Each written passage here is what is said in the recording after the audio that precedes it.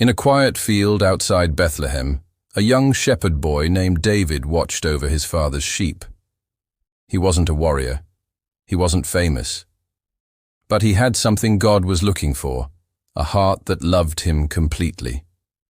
When the prophet Samuel came to anoint Israel's next king, no one expected it to be David.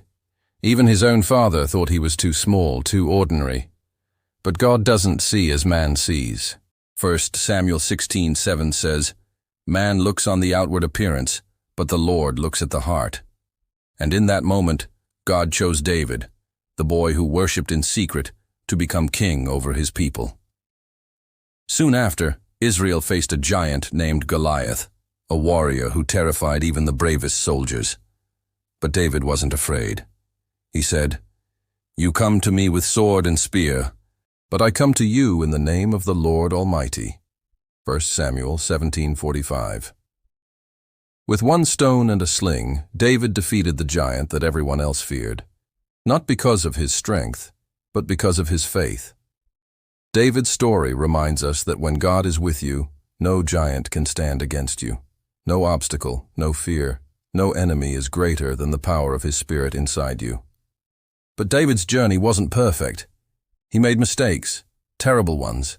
He sinned, he fell, he failed. Yet even then, he never turned away from God's mercy. When confronted with his sin, David didn't make excuses. He repented. He cried out in Psalm 51:10, "Create in me a clean heart, O God, and renew a right spirit within me."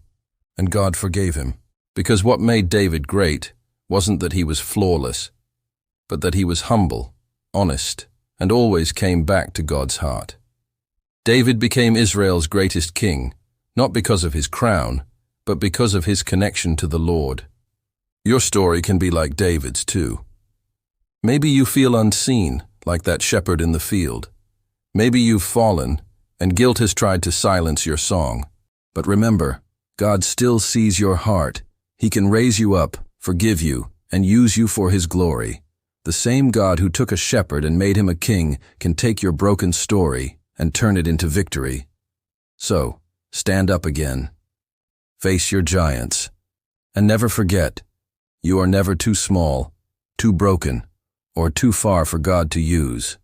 Because when your heart belongs to Him, you are already a conqueror.